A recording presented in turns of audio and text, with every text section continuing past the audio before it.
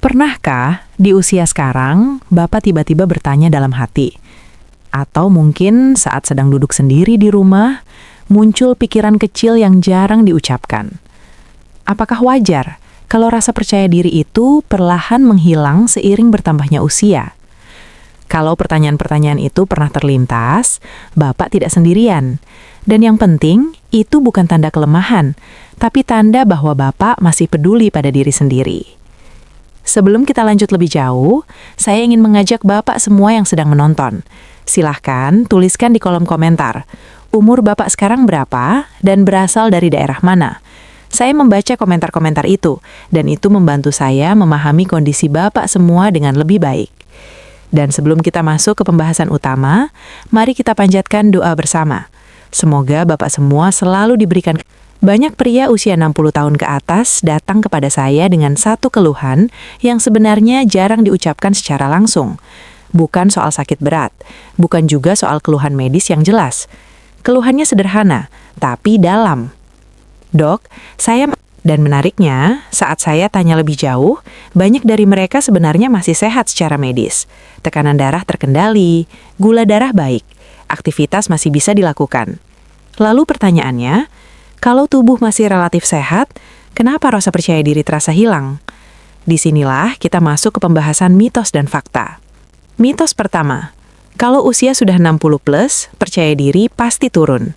Ini mitos yang sangat umum dan sangat merugikan. Faktanya, usia tidak otomatis menurunkan rasa percaya diri. Yang menurunkan rasa percaya diri adalah narasi yang terus kita dengar dan kita ulangi sendiri. Kalimat seperti, wajarlah saya sudah tua, sudah bukan masanya, sekarang mah jangan berharap banyak. Kalimat-kalimat ini kalau diulang setiap hari, pelan-pelan membentuk keyakinan. Dan keyakinan itulah yang akhirnya mempengaruhi sikap, bahasa tubuh, bahkan cara kita memandang diri sendiri. Mitos kedua, percaya diri itu soal fisik dan penampilan. Banyak pria berpikir, dulu saya percaya diri karena badan kuat, sekarang sudah tidak. Faktanya, percaya diri tidak tinggal di otot atau tenaga, tapi dirasa kendali atas hidup sendiri. Saya sering melihat pria fisiknya biasa saja, tapi masih punya rutinitas, masih merasa berguna, masih merasa dibutuhkan, dan justru mereka tampak lebih tenang dan mantap dibanding yang fisiknya lebih kuat, tapi merasa kehilangan peran. Empati, menormalkan perasaan. Kalau saat ini Bapak merasa lebih sering ragu, lebih sering membandingkan diri dengan masa lalu, atau merasa bukan diri sendiri lagi, itu manusiawi. Perubahan usia membawa perubahan peran, perubahan ritme hidup, dan perubahan ekspektasi. Masalahnya bukan pada perubahan itu. Masalahnya adalah ketika kita tidak diberi pemahaman bahwa perubahan bisa dihadapi dengan cara yang sehat. Mitos ketiga, kalau mau percaya diri lagi, harus obat, suplemen, atau cara ribet. Ini salah satu mitos paling kuat. Faktanya, fondasi percaya diri pria 60 plus seringkali ada di hal-hal sederhana yang sudah ada di rumah tapi dianggap sepele. Bukan benda mahal, bukan alat khusus, bukan metode ekstrim, tapi kebiasaan kecil yang mengembalikan rasa kendali. Fakta utama, percaya diri tumbuh dari rasa kendali harian. Saya ingin Bapak pahami satu hal penting, rasa percaya diri tidak datang tiba-tiba, ia tumbuh dari rutinitas kecil yang konsisten. Misalnya, bangun di jam yang sama, merapikan tempat tidur sendiri, minum air putih dengan sadar, berjalan ringan di halaman rumah, duduk tenang tanpa distraksi.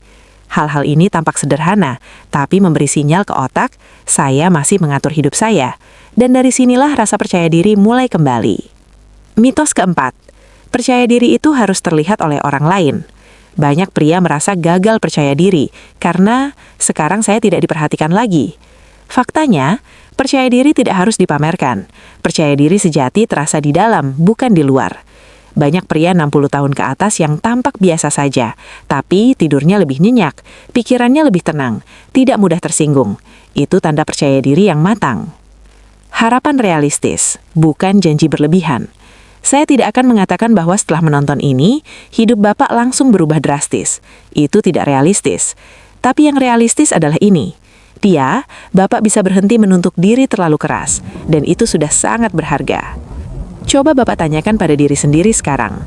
Hal kecil apa di rumah yang sebenarnya bisa saya lakukan untuk merasa lebih berdaya?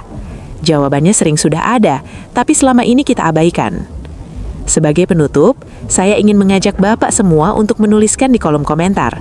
Apakah Bapak pernah mengalami masa di mana rasa percaya diri menurun? Dan setelah menonton sampai selesai, hal apa yang paling terasa atau paling membuka pikiran Bapak? Berbagi pengalaman Bapak bisa menjadi kekuatan dan penguat bagi penonton lain yang mungkin sedang merasakan hal serupa. Dan sebagai penafian, apa yang saya sampaikan dalam video ini bersifat edukasi dan informasi kesehatan umum.